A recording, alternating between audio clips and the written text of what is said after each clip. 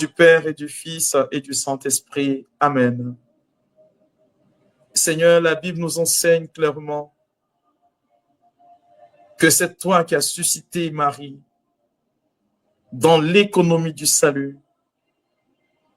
Et le plus beau témoignage qu'elle a pu nous donner, c'est ce beau miracle, Père. Ma prière, c'est pour ceux qui sont connectés, pour toutes ces personnes qui nous suivent et qui ont raison de prier cette dame, qui ont raison de parler de cette femme.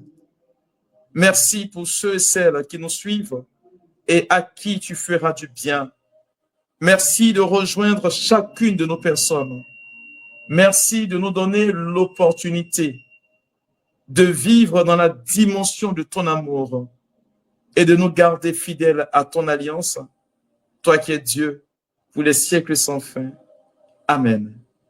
Alors, frères et sœurs, le thème qui nous rassemble en cette soirée est intitulé comme suit: comment la prière à Marie. Je n'ai pas dit comment la prière de Marie. Comment la prière à Marie nous obtient le miracle. Comment la prière à Marie nous obtient le miracle. Bien-aimés, je veux commencer mon intervention par la finale de ce thème, le miracle. C'est quoi un miracle? Waouh! Mes frères et mes sœurs, dans un langage assez soutenu, vous comprendrez que le miracle n'est rien d'autre que le kairos qui décide d'entrer dans le chronos. Dans un langage assez simple, je voudrais dire que c'est que le surnaturel décide d'entrer en contact avec le naturel. En d'autres termes, c'est Dieu qui se permet de quitter son ciel et de venir intervenir dans notre vie à nous. Et lorsque deux univers ou deux entités ou deux mondes se croisent, il y a forcément, mes frères et mes sœurs, quelque chose qui se passe. Et comme notre monde à nous ne peut rien apporter au surnaturel ou au monde de Dieu, il est normal que si Dieu intervient dans notre vie à nous, il y a naturellement, mes frères et mes sœurs, quelque chose qui vient changer les circonstances de notre vie. Et donc, le miracle, c'est un impact du surnaturel sur le naturel. Ce qui voudrait dire quelque part que, frères et sœurs, si Dieu se permet aujourd'hui de venir dans notre vie et de faire une chose extraordinaire, c'est ce que nous appelons le miracle. Mais il y a divers degrés de miracle. Je prends un exemple assez simple que généralement vous et moi, nous ne considérons pas.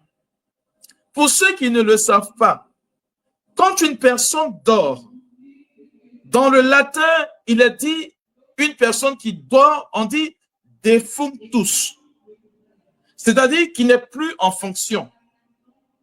Et donc, ce même terme defunctus s'applique à une personne qui dort et qui est morte.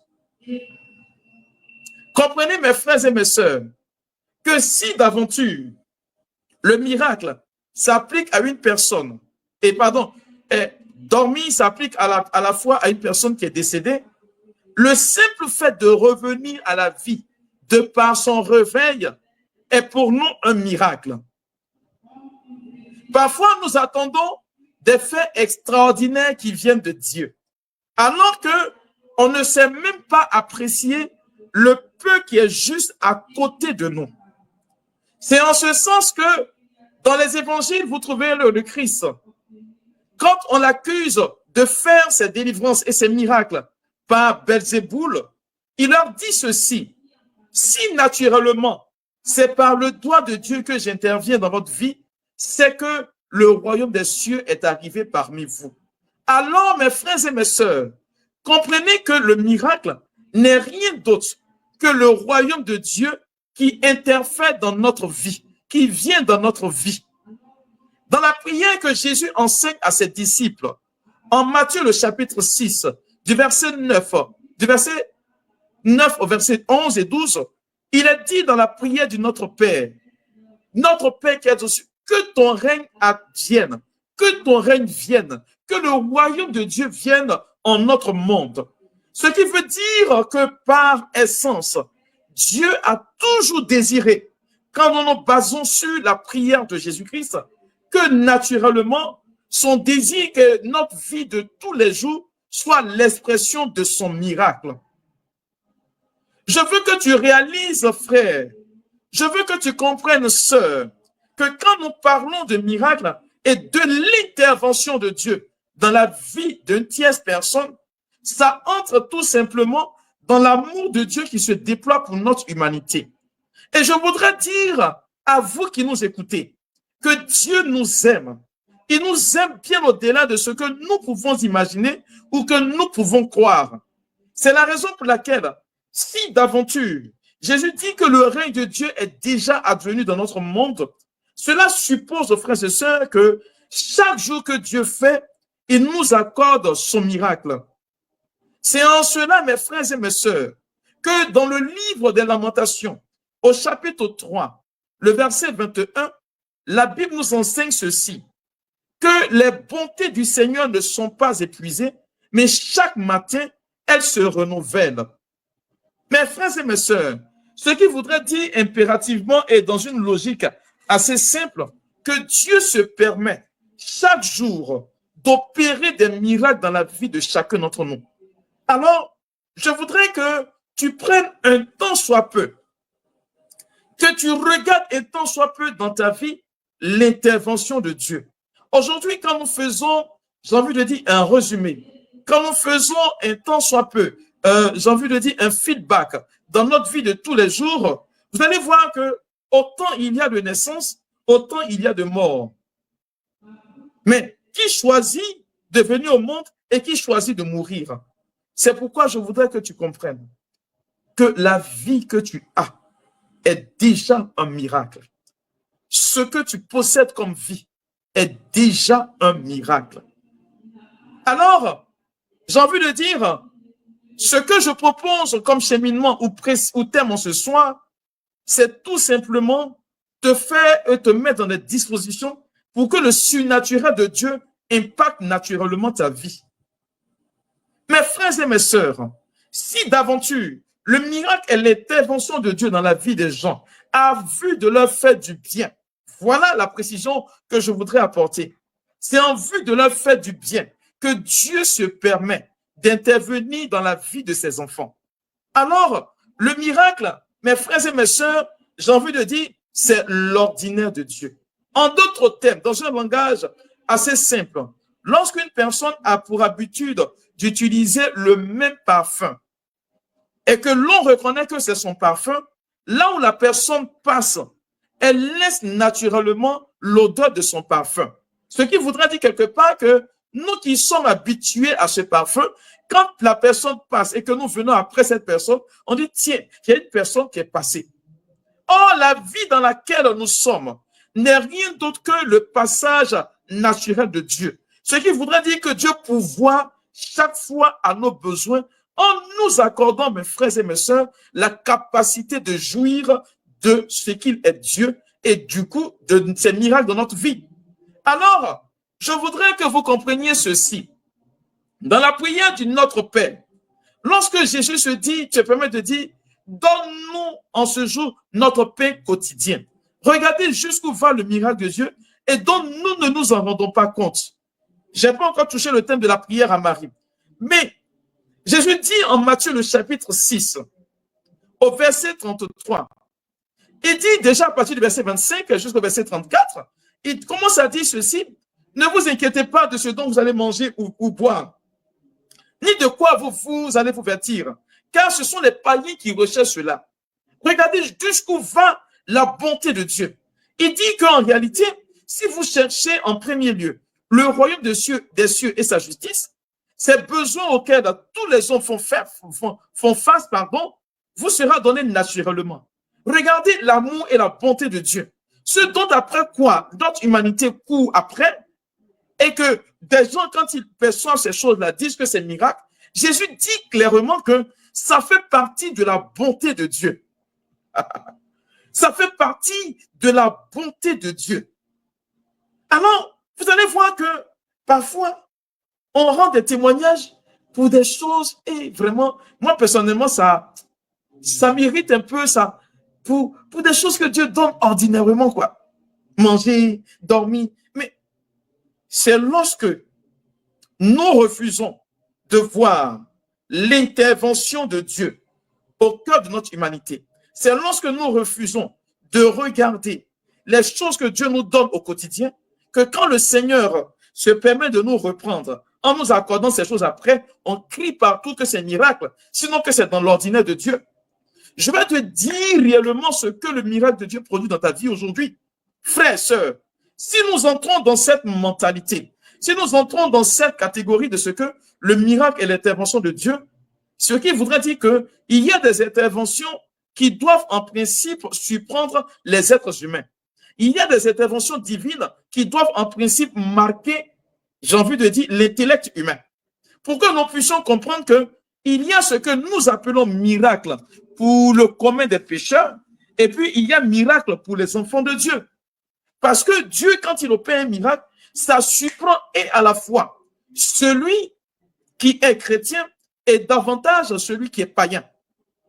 C'est pourquoi je veux dire à un enfant de Dieu, après cette émission, pour ceux qui vont se permettre de participer à ce pèlerinage, vous allez comprendre naturellement et visiblement que Dieu va faire quelque chose qui va non seulement étonner votre entourage, mais vous surprendra davantage. Et ça, c'est sans que, et c'est avec la participation de cette femme que nous allons partir prier à partir du samedi prochain.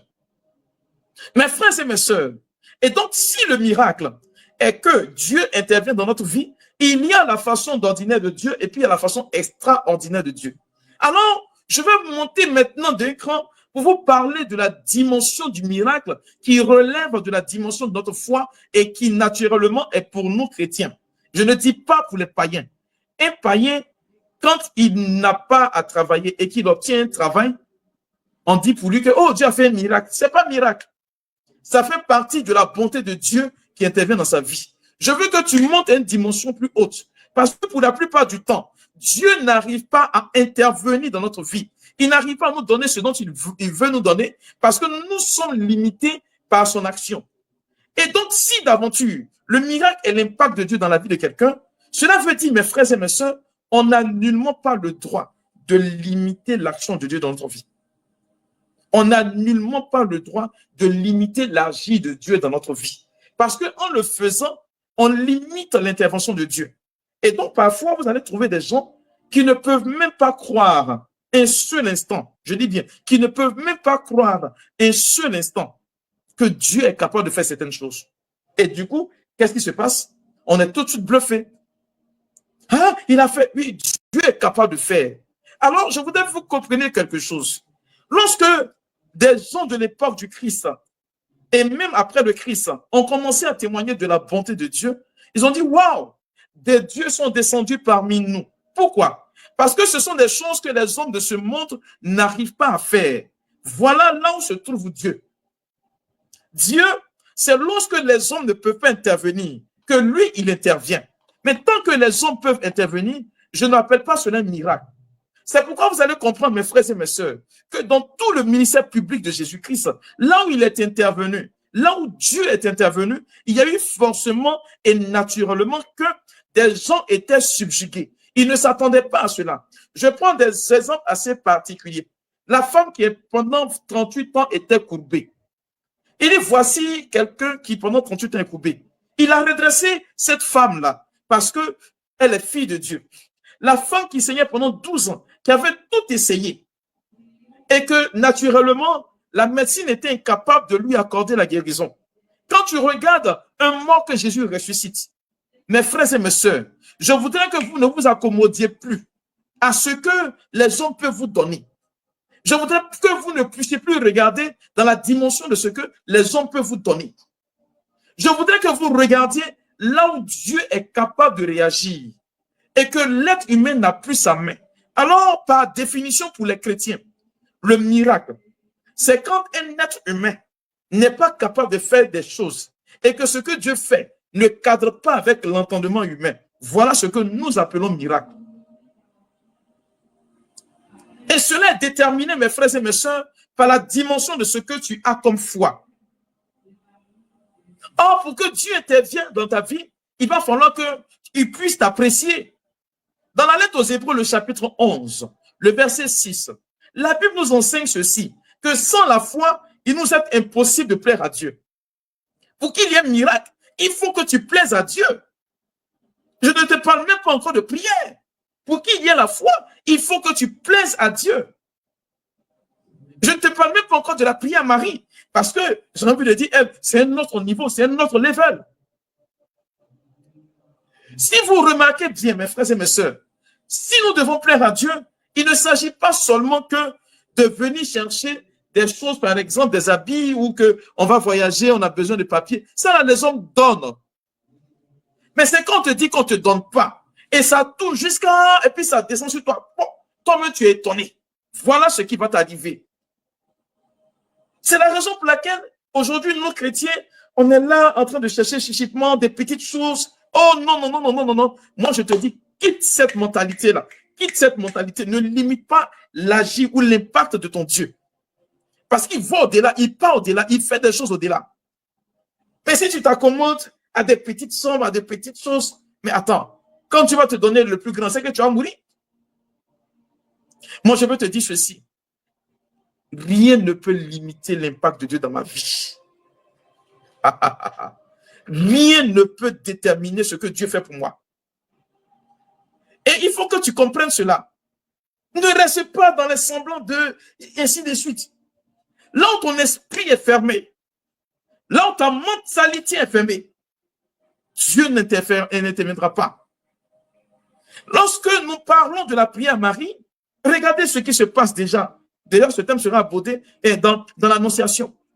Comment cela va-t-il se faire, puisque je ne connais pas donc? C'est-à-dire, Marie a une ouverture d'esprit qui dit à Dieu, je sais que tu es capable de ce qui est inimaginable. Et donc, je ne mets même pas un frein à ce que tu dois intervenir dans ma vie. C'est la raison pour laquelle, mes frères et mes sœurs, dans le principe du miracle de Dieu, ne cherche pas à savoir ce que Dieu fait. Ne cherche pas à savoir ce que Dieu va faire. Ne cherche pas à savoir quand est-ce qu'il va faire.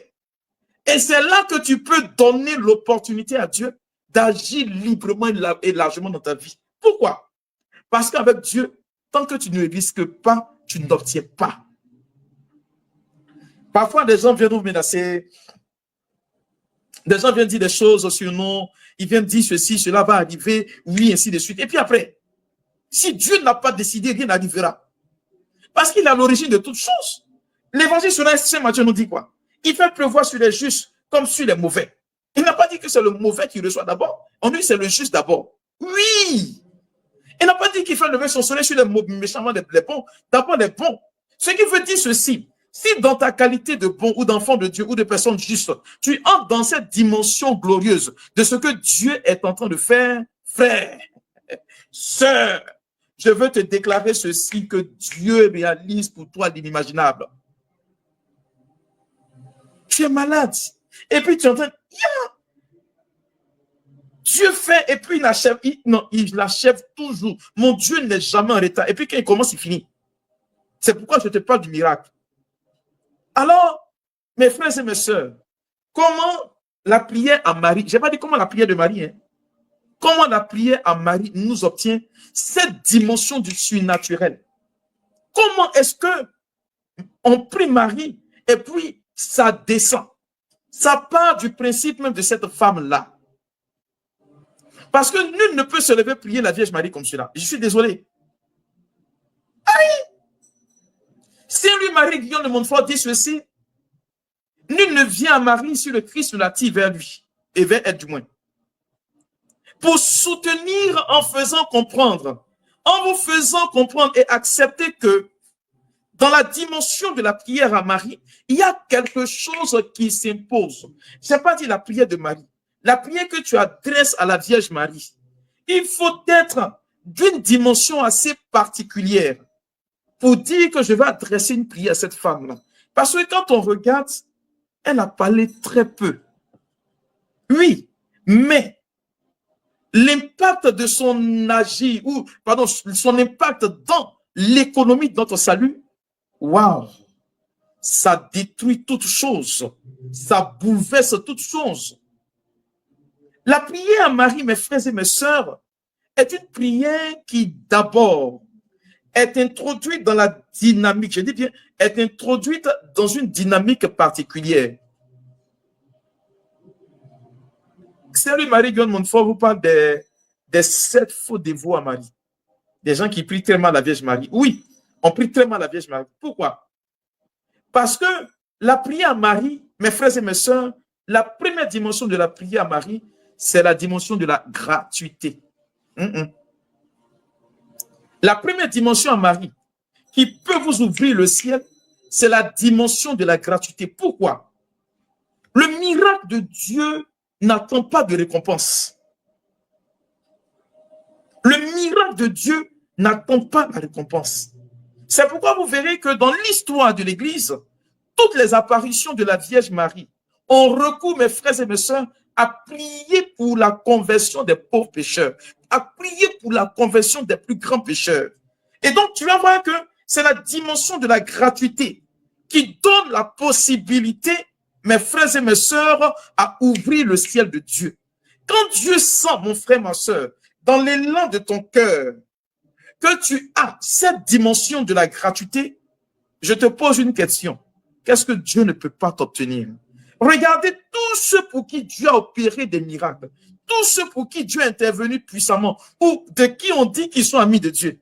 Ils étaient dans une dimension de gratuité. Et Marie vient faire le résumé de cela dans sa participation à l'économie de notre salut. Comprends, mon frère, ma soeur, si d'aventure et de plus en plus ta prière est d'ordre intéressé, il n'y a plus de gratuité. Non, j'ai prié pour avoir ceci. C'est alors que vous allez voir que des gens qui ont l'audace, je dis bien l'audace, et cette audace qui, j'ai envie de dire, qui n'a même pas lieu d'être. Il y a des gens qui ont l'audace de se fâcher contre Dieu. Seigneur, j'ai fait Rosette, tu ne m'as pas donné. Aïe, il est obligé de te donner. Il est obligé de te donner. Est-ce que Dieu est obligé de te donner? Je suis désolé. On ne prie pas pour obtenir quelque chose. Non. La gratuité, c'est de parfaire notre vie. Écoutez bien ce que l'Évangile dit. On nous dit, dans son ministère public, pendant que Jésus était en train de marcher, il faisait ces choses, Marie était derrière. Elle était derrière. Et qu'est-ce qu'elle faisait? Elle soutenait la foi des plus faibles. La prière à Marie, mes frères et mes sœurs, t'introduit dans la dimension de la gratuité. Deuxième chose, lorsque ta prière à Marie est dans le sens de l'intercession, je dis bien, dans le sens de l'intercession, ça ouvre le miracle. Pourquoi je le dis? Je me réfère au livre, mes frères et mes sœurs, de l'Exode. Et même, je me remonte encore plus loin, dans le livre de la Genèse, avec Abraham. Regardez le miracle que Dieu opère. Quand Abraham, Dieu devait détruire Sodome et Gomorrhe, Abraham s'est joué les intercesseurs. Abraham s'est joué les intercesseurs. Quand Dieu devait punir Israël dans le désert, Moïse s'est joué les intercesseurs. Mais regardez ce que Dieu a fait pour eux. Prodigieux. Jusqu'à aujourd'hui, on ne cite que leur nom. Et quand vous regardez la prière à Marie dans l'Ave Maria, que l'Église a ingénieusement formulée au travers de la parole de l'ange et celle d'Élisabeth, et ajoutant l'intercession, vous allez voir que dans cette prière de l'Ave Maria, il y a le volet intercession. Donc, le deuxième aspect de la prière à Marie, c'est le volet d'intercession. La dimension d'intercession qui ouvre au miracle. Je veux que vous compreniez quelque chose. Dans les évangiles, lorsque Jairus est venu pour demander à Jésus d'intervenir pour sa fille, et j'aime ce passage-là bizarrement, ça peut vous paraître assez bizarre. Il envoie des gens demander à Jésus de prier pour que sa fille guérisse. Écoutez, les Juifs même viennent. Seigneur, ils méritent que. Ils méritent que. Ils sont venus intercéder. À cause de quoi? De la bonté de Jairus. Car il dit, il a construit notre temple. Aïe! Qu'est-ce que Jésus a fait? Il dit, va, ta fille est guérie. Et c'est ce qui s'est produit. Je veux qu'un enfant de Dieu comprenne qu'il y a une dimension et il y a une réalité à laquelle, lorsque tu t'adaptes, Dieu fait de grandes choses pour toi. Dimension de la gratuité, dimension de l'intercession. Mes frères et mes sœurs, Dieu est réactif lorsque nous entrons dans cette mentalité. La troisième chose ou la troisième dimension qui ouvre à la grâce du miracle dans la vie de quelqu'un, frère, sœur, c'est que la prière à Marie incline le cœur du priant à l'humilité. La prière à Marie t'invite à l'humilité. L'humilité, mes frères et mes sœurs, c'est que je me mets dans une dimension où j'essaie vraiment, je dis bien, où je vais essayer, où j'essaie de m'abaisser un peu. Regardez un peu la prière du rosaire. Tu vas venir dire, je vous salue Marie, je vous salue Marie. Combien de fois? Combien de fois? Mais pour le commun des mortels, c'est quelque chose qui n'est pas normal. Pour le commun des mortels, c'est quelque chose qui ne peut pas passer. À quoi bon rabâcher? Mais en réalité, ce n'est pas rabâcher. C'est comme la prière de cette femme qui vient demander à ce juge inique, à ce juge qui ne craint pas Dieu, d'exaucer sa prière. Jésus dit, à force d'insistance, même ce juge qui ne craint pas Dieu, écoutez ce qu'il dit, même si je ne crains pas Dieu et que je n'ai aucun respect pour les hommes, à cause de cette femme qui vient m'assommer, je vais exaucer. Imagine-toi, l'humilité. Waouh! Je ne sais pas, mais quand tu viens, c'est dire que tu n'as pas d'autre recours. Tu te dis que plus rien ne peut aller sinon que la prière de Marie, à Marie. Voyez, je vais aller plus loin. Les pères de l'Église, de grands mystiques nous disent que l'humilité est l'arme la plus efficace qui détruit les choses du diable, à telle enseigne que ceux-ci, ces œuvres-là, ne peuvent pas tenir devant cette humilité. Parce que tu ne peux pas prier la Vierge Marie au travers de l'Ave Maria si ton cœur n'est pas incliné à l'humilité. Je ne parle pas d'une fausse humilité. Je ne te parle pas d'une fausse humilité. Je te parle de l'humilité qui fait fléchir le cœur de Dieu. Je te parle de cette humilité qui fait fléchir le genou de Dieu. Je te parle de cette humilité qui traduit tout simplement l'abondance dans votre vie. Voilà de ce dont je suis en train de te parler. Car, frère, sœur, s'il y a une prière qui peut toucher quelqu'un, c'est la prière à Marie, qui touche le cœur de Dieu.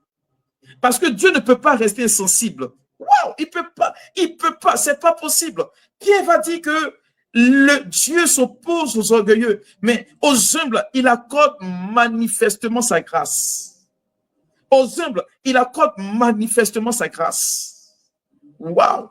Quand j'écoute quand je lis la Bible et que j'écoute des prédications, je me dis, mais dis donc, on a ça à côté de nous et puis on va chercher ailleurs des choses qui ne...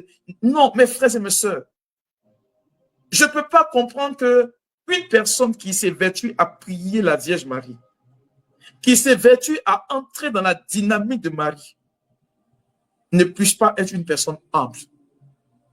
Or, l'humilité, mes frères et mes sœurs, en rapport avec le miracle, ça touche Dieu. Je t'explique le pourquoi. L'humilité est capable d'ouvrir le ciel. Déjà, dans le Magnificat, elle va dire ceci, Dieu a posé son regard sur l'humilité de sa servante, sur la faiblesse de sa servante, sur la petitesse de sa servante. Lorsque nous prenons Luc le chapitre 15, du verset 11 au verset 33, on parle de la parabole de l'enfant prodigue, où ce jeune homme, on nous dit qu'il est rentré en lui-même et qu'il est venu demander à son père de l'accepter non plus comme un enfant, mais comme un serviteur. Et on nous dit que le geste de l'enfant, en se levant pour aller vers son père, a attiré le regard du père vers l'enfant. C'est le regard en réalité de Dieu sur l'humanité quand une personne sait s'abaisser. Mes frères et mes sœurs, il n'y a rien dans l'orgueil. Il n'existe rien dans l'orgueil. Voyez, en Actes des Apôtres, chapitre 5, la Bible nous enseigne qu'il y avait des gens qui sont allés prier pour chasser un démon. Ils disent au nom de Jésus-Christ que Pierre a prêché. On te chassera de ce corps. Voici ce que, je crois que c'est Actes chapitre 15, pardon. Ils disent, voici que Pierre, on le connaît. Jésus, on le respecte, mais toi là, qui t'a envoyé? Le diable sait quand nous sommes orgueilleux.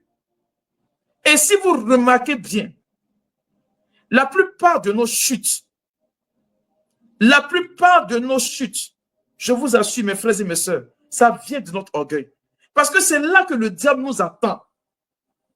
Mais dès le moment où l'orgueil interfère dans ta vie, tu n'as plus le parapluie de Dieu. Et n'ayant plus le parapluie de Dieu, tu ne peux plus récolter, mes frères et mes sœurs, de quelque chose que Dieu peut faire pour toi. Alors, ça va te donner manifestement de limiter l'action de Dieu. Et parfois, nous faisons des prières dans l'orgueil. Pourquoi? Des gens qui vont se permettre de demander à Dieu et exiger de Dieu de réagir. Seigneur, il faut que tu réagisses.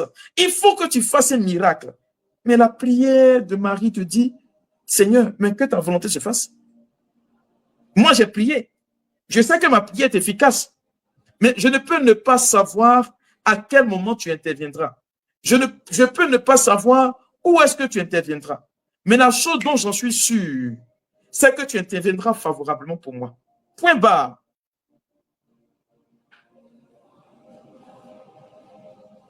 C'est là que Dieu, mon frère, ma soeur, t'attend. Il m'attend. Et donc, le troisième point, comme je le disais, la prière à Marie qui nous obtient le miracle, c'est la prière qui est bâtie sur l'humilité. Et puis, le dernier point que je voudrais évoquer, la dimension de la vérité.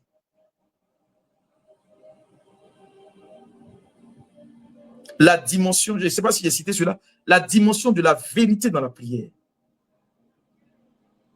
La dimension de la vérité. Ah oui, j'ai parlé de gratuité, j'ai parlé de c'est ça, non? Gratuité, j'ai parlé d'humilité, j'ai parlé d'intercession. Et là, maintenant, je parle de la dimension de la vérité. Mes frères et mes sœurs, il ne faut pas que je vous mente. Jésus dit en Jean 8, 32, vous connaîtrez la vérité et c'est elle qui vous affranchira. La vérité est cette prière qui est non seulement composée dans notre cœur, pensée dans notre esprit et dite de notre bouche. Je précise, qui vient du cœur, qui est conforme à notre pensée et qui est dite. Donc, il y a une adéquation entre ces trois moments. Une adéquation entre ces trois moments. Lorsque l'un de ces moments flotte, il n'y a plus de vérité. À moi, Père, bienvenue, vous pouvez mentir. Mais à Dieu, vous ne saurez mentir.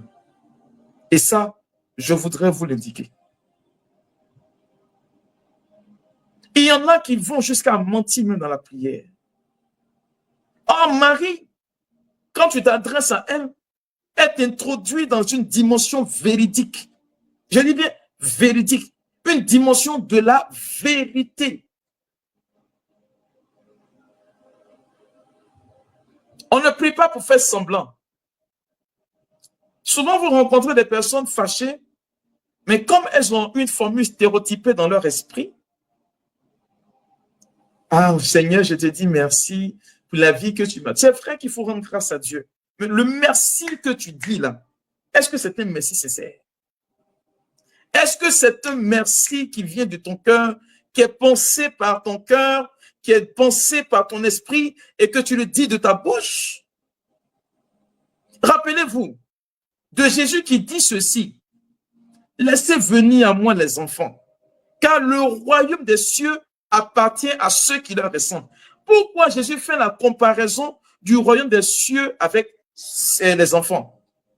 Mais c'est parce que quelque part, mon frère, ma soeur, Jésus sait qu'un enfant ne ment pas. Bon, je ne parle pas des enfants qui mentent beaucoup maintenant. Là. Non, non, non. Je parle des véritables enfants qui sont enfants vraiment. Des enfants qui ne mentent pas. Et généralement, nous ne disons pas que la vérité sort de la bouche des enfants. Quand vous rencontrez un enfant qui est fâché, il va te dire, je suis fâché. Oui, l'enfant va te dire cela. Quand vous rencontrez un enfant qui est content, il va dire, je suis content. L'enfant ne sait pas mentir. C'est l'une des raisons pour lesquelles, dans la prière de notre Père, Jésus aurait pu dire, dites mon Père, dites mon Père, dites mon Père, mais il dit, dites notre Père. Mais tant que mon frère, ma soeur, tu n'es pas dans la dimension de celui qui est un enfant, capable de dire la vérité, tu ne peux pas. Or, la prière à Marie est une prière qui t'impose la vérité. Oui, c'est pourquoi je voudrais dire aux enfants de Dieu, lorsque on vous oblige à faire une prière, Dieu ne s'y trouve plus. Quand il y a une obligation de la prière, Dieu n'est plus à l'intérieur. Et cette dimension, mes frères et mes sœurs, risque de vous échapper. Dieu est fidèle. Et ça, je le dis, Dieu est fidèle. Dieu est fidèle.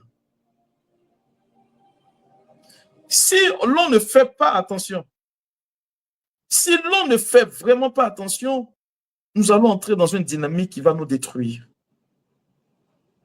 C'est pourquoi je voudrais que tu prennes ces 4 comprimés-là. Tu veux un miracle? Tu veux que Dieu interfère dans ta vie? Pas comme les hommes ont pour habitude de voir Dieu intervenir.